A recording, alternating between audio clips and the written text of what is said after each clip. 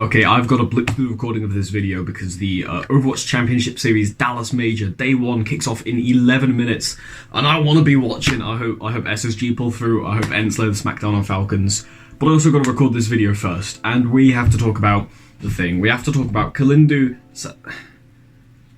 the FMC guy. Yep, FMC, we're talking about the FMC drama. Now, the WDC has not come to a conclusion yet, so for legal reasons, you know what? I'm not even going to make a disclaimer, I'm just going to put a massive low opacity asterisk in this entire part of the video. So Kalindu's a junior delegate who cheated in FMC Africa. So as the story goes, he is a junior delegate, which gives him easy access to the scrambles. He was not very good very recently. In fact, I see here earlier in 2024 he had a 33.33 average in FMC, which was NR for Sri Lanka, which isn't bad, but it's not the world record. And he has very recently apparently gone on a crazy improvement grind while having access to the scrambles, and just a few weeks ago asking how to use certain tools to find better solutions. And has since gone on to jump his PR average from a 33.33 to a 20.33, and then a world record 19.67 average in the same comp that he got the 20.33 average.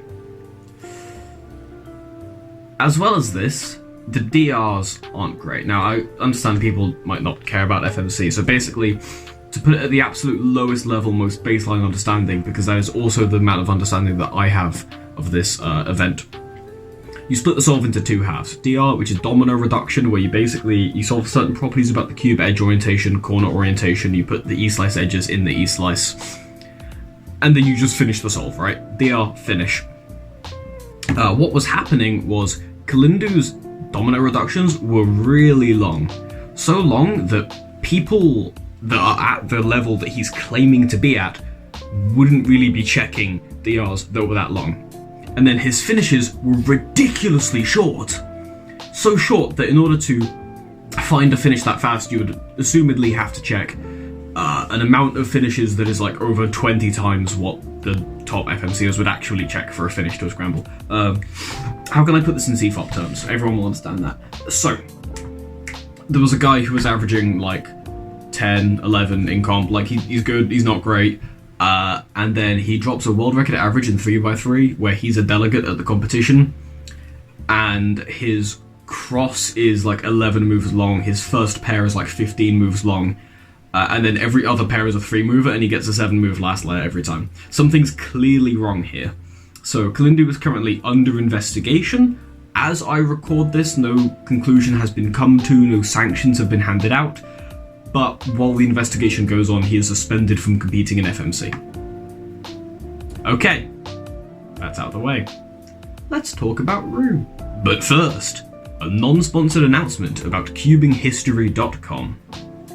Athafray has been around for a very long time in cubing and is a relatively influential figure in the cubing theory space in terms of method development, and recently has begun cubinghistory.com.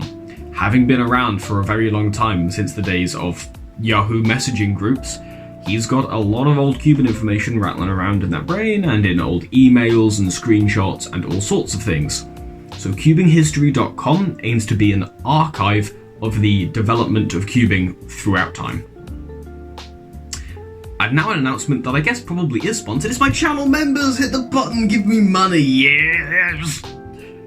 Nicholas Archer got first in Europe and fourth in the world with an 8.83 average one-handed using Roux. Also got a 7.32 single, putting him in the top 30 in the world for single.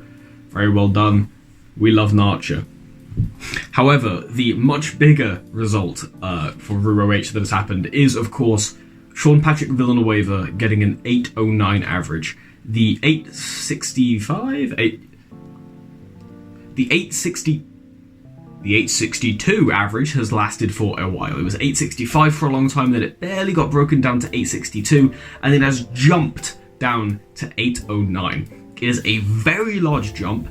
In fact, it is the largest percentage jump since 2010, when Felix Zemdegs got his first one-handed world record with a 14.76 average. A big jump indeed. I think partially this is because Roux is just kind of cracked, and Sean is like the only Roux in the world that doesn't choke and die at competitions. And also because the one-handed world record average has been meaning to have been broken for a while now. A lot of people have been capable of it, have gotten averages that could be right there, and then one or two things go wrong and it all falls apart. So finally that barrier has been broken and we've had this big ass jump. However, these two people are not the only people to get sub 9 averages with Roux. OH, Magnus and Crimson have both been able to pull it off, which has pushed the top 10 in OH averages to be 7 out of 10 Rouers. Less than 5% of the solver base, 70% of the top 10 OH solvers. God, this method's disgusting. Although I would like to give an honourable mention to Eden, who got a 902 average, not quite sub 9, but still Swiss NR and still ridiculously fast. Someone has to stop the Rouers. I mean, that's kind of it. I mean, what else can I say? ZZCT has a new world record average, 9.66. I did that. I got PR. Can I put that in the video? Does that qualify? It's not even ZZ, it's just ZZCT.